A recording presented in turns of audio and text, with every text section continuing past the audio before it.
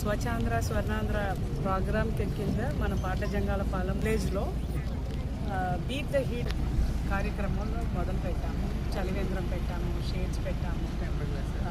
ఈ sun related ఏదైనా issues వస్తాయి కదా, బాడీస్లో సన్ స్ట్రోక్ కానీ ఫీవర్స్ కానీ, దానికి ఎలాంటి ప్రికాషన్స్ తీసుకోవాలి, ఏమేమి చేస్తే ఇది అన్నీ అవాయిడ్ చేయొచ్చు. కానీ ఇన్ కేస్ ఇది అన్నీ చేసిన తర్వాత కూడా ఏదైనా సిమ్టమ్స్ వస్తే అది ఏ రిలేటెడ్గా రావచ్చు, అది ఇమ్మీడియట్గా డాక్టర్ని అప్రోచ్ అవ్వాలి, ఓఆర్ఎస్ తాగాలి అన్న దాని మీద కూడా ఒక మెడికల్ క్యాంప్ ఆర్గనైజ్ చేయడం జరిగింది. దాంతోపాటు మనం అంటే భూమి సరదాగా వేడి అయిపోతుంది కదా, అది తగ్గించాలంటే మొక్కలు పెంచాలి. సో అది దానికోసం ఒక మంచి ప్రోగ్రామ్ ఇక్కడ ఎన్ఆర్ఈజిఎస్ టీమ్ ప్రతి Panchayat officers, MPDOs, MRO, CEOs అందరూ కలిసి ఒక మంచి కార్యక్రమం పెట్టారు.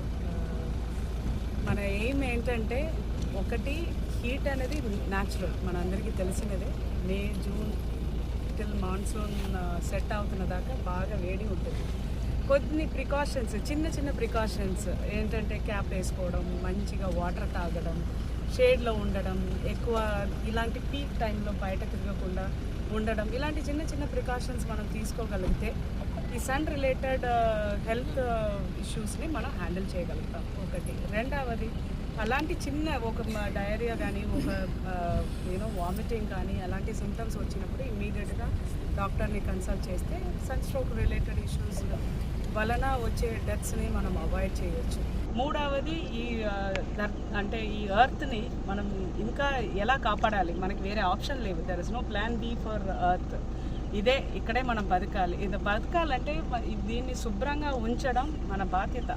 సివిక్ సెన్స్ అన్నది రోజు రోజుగా మన దగ్గర తగ్గిపోతుంది. కరోనా అలాంటి ఒక ఇది వచ్చిన తర్వాత కూడా మనం ఈ శుభ్రంగా ఉంచాలి మన సరౌండింగ్స్ అన్న ఒక రెస్పాన్సిబిలిటీని ఇంకా అసలు సొసైటీగా మనం తీసుకొని ప్రాపర్గా మెయింటైన్ చేస్తే, అంటే మీరు వెళ్ళి అక్కడ క్లీన్ చేయండి అని కూడా మేము చెప్పట్లేదు. మీరు చెత్తని బయట వేసేయకుండా మీరు ప్రాపర్గా ఇంటింటికి మనిషి పంపిస్తాము, క్లాప్ మిత్రాస్కి హ్యాండ్ ఓవర్ చేయండి.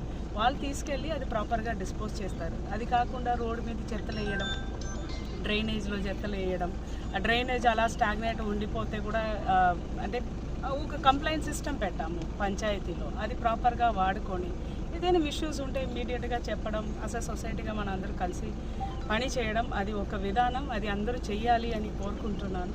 అలాగే ఇంటికి ఒక 10 మొక్కలను పెంచండి. మంచి మంచి ఇల్లు కట్టుకుంటున్నాము, బాగా ఎఫర్ట్ పెడుతున్నాం.